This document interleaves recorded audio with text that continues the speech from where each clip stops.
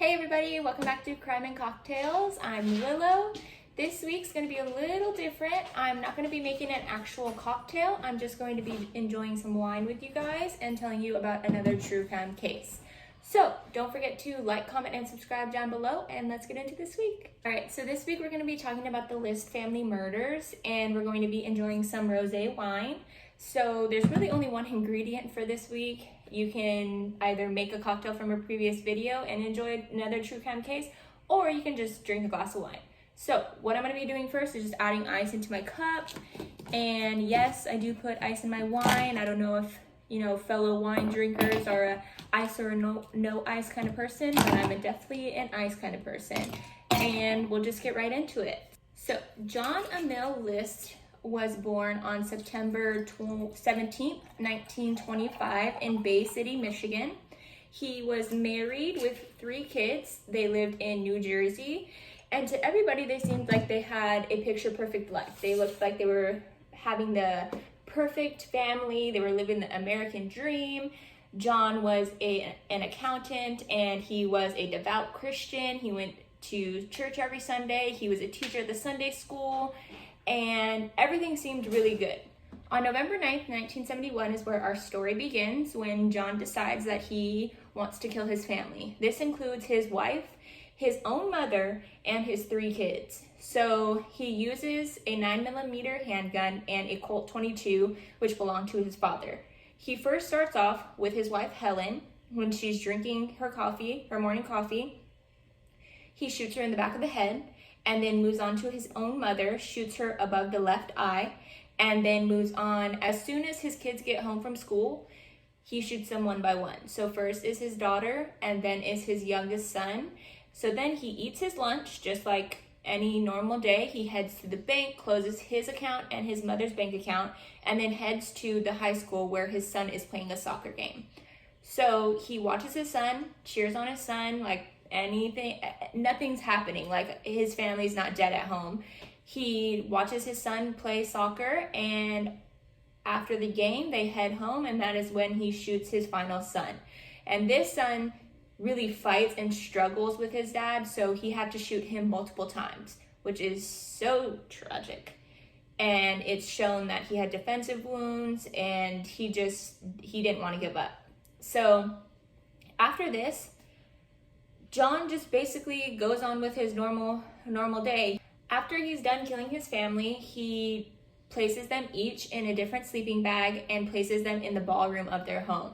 They lived in a pretty big house. It had like 19 rooms. It was pretty much a mansion. So he places the sleeping bags in the ballroom, and his mother he places at her own apartment. After placing his family into sleeping bags and leaving them in the ballroom, he writes a 5-page paper to his pastor, and basically says that he wants his family to go to heaven, and that's the reason he killed them. The world is too evil, and he wants his family to be saved, and he will join them when it's time. So he writes that paper, which is later found in his desk. He cancels everything, and he cuts pictures. He cuts the family pictures. He cuts himself out of them, so there's no real pictures of him that can be used later in like wanted signs or like on the news and stuff. So that's it. And then he leaves. He leaves just like nothing ever happened. He goes and he cancels all their reoccurring services like milk, newspapers, mail. He cancels all of that. So the murders weren't discovered for almost a week later on December 7th. And this was partly because the List family was pretty private about their things. Like they weren't just super neighborly or anything. And also John List had wrote letters to the kids' schools and to the kids' part-time jobs saying that they were visiting their grandmother, the mom's mom, who was ill in North Carolina. Which this is partly true because Helen's mom was sick at the time and was planning on actually taking a trip to the List family home, but since she was sick, she canceled the trip, and that was lucky for her because John says that he would have killed her if she would have came, and that would have been another victim for the family. So the neighbors had said that they had seen the lights of the mansion on, like day and night. Like there was no activity in there. There was no turning off the light, turning on the light. Like they were on the whole day and night. And they didn't really see anything wrong with it until the lights started going out. So they were running out of juice basically, and that is when they called the police. And upon arriving, the police went through a basement window that happened to be unlocked and found the dead bodies of the List children and the List, Helen List, and the mother. So since this town was not known for violent crimes, like they really did not have any crime in that town, this was a huge deal, especially for 5 people to be dead. Like it was really big. So a nationwide manhunt went out for John List, but since he had taken all the pictures out, they didn't have any pictures to really show them, to show anybody. And later, the family car was found at JFK, but it didn't really lead to anything. They figured that John didn't get on a plane. There was no evidence of that. And he literally just vanished. He killed his family and then left. So later, the FBI found out this is what happened. The night of November 9th, 1971, John List killed his family and then boarded a train to Michigan and then Colorado, where he changed his name to, this is a long one, Robert Peter Bob Clark. He went by Bob. And in Denver, Colorado, he settled down and went by Bob Clark. He started an accounting job and he started going to church every Sunday. He joined a church group and he was the head of the carpool, the church carpool. So basically, he started over. He thought that, like, he did not have any remorse, nothing. He just thought, let me kill my family and start over. So that's what he did. So at one of these church functions, he meets a woman named Dolores, and they later are married in 1985, and they move back to Michigan. They move to Virginia, where they buy a house, they settle down, and they get married. And at this time, he's still going by Bob Clark, and he starts in another accounting firm. So in May 1989, this is almost 18 years since the List family had been murdered. The America's Most Wanted episode that had aired back when the original murders had been committed, it was played again like a rerun kind of episode, and it showed an age progressed picture of what John would look like now. And this is when a neighbor realized, holy crap, that looks like Bob Clark. So she calls the police, and not even 2 weeks later, even I'm calling him Bob, John List is arrested at his accounting job. And for quite a while after that, he swore up and down that he was Bob Clark. He was not John List. Even after he was moved back to New Jersey, like extradited back to New Jersey, he swore his name was Bob Clark. They had the wrong guy. I'm not John List.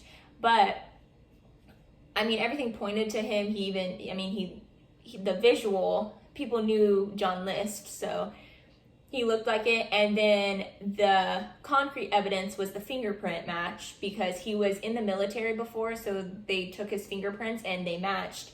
So finally in 1990, he confessed to being John List.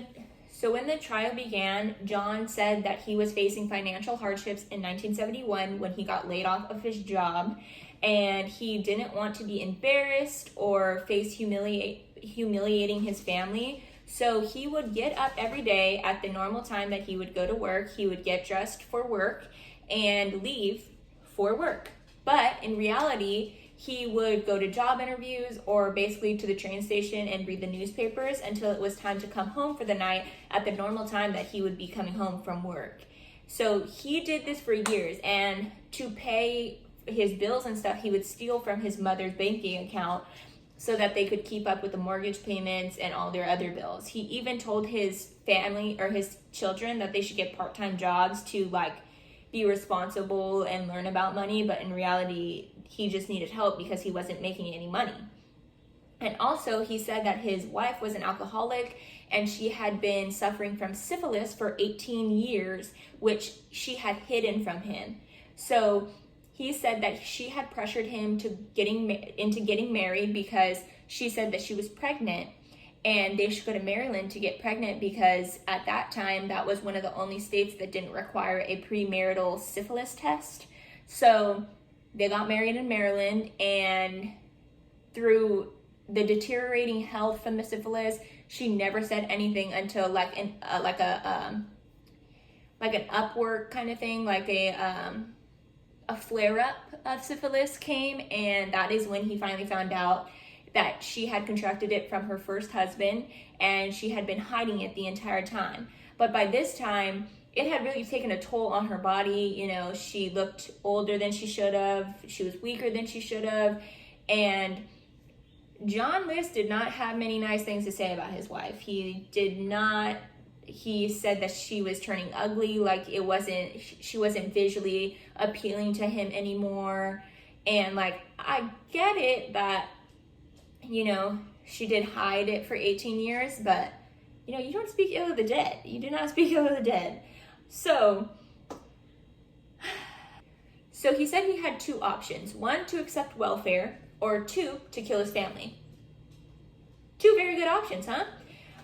Well, he said that welfare wasn't acceptable because he didn't want to face being humiliated. He didn't want his family to be embarrassed, and his father would be embarrassed of him, and he was a very strict father. So he basically said that he only had one option: kill his family. Like, in my head, I'm like, there are so many more options. Like, you know, find another job, like ask for money, set your pride aside, get on that welfare. But no, he chose to kill his family. Mind blown. On April 9th, 1990, John List was sentenced to 5 counts of first-degree murder. And his response to this was, I hope to be forgiven, and I hope that everybody's praying for me. I should not be held accountable for this because my mental state during that time was just, it wasn't there. Like, so many excuses. Like, you killed your entire family, including your own mother. Like, and then you just say, yeah, I hope everybody involved forgives me, and I hope you guys are praying for me. Huh? Like, that's just crazy. But the judge really was not having it. He said, without honor, I sentence you to 5 consecutive life sentences. And that was the most, that was the highest sentencing that could have been had at that time. So he tried to appeal this conviction like a couple times, saying that he had PTSD and he shouldn't have had his letter that he wrote, his 5-page paper, should not have been admissible in court because that was to the pastor, not to the police. So the police should not have been using that. Like, huh? Like, this whole case leaves me just mind blown, literally saying, huh? At the end of each freaking thing I read, like, the amount,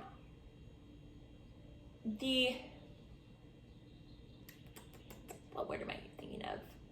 Just like the indecency, the mind pattern, like the thought pattern that goes into this case. You thought that the only way to live and go on was to kill your family, but then you ran away for 18 years, got remarried.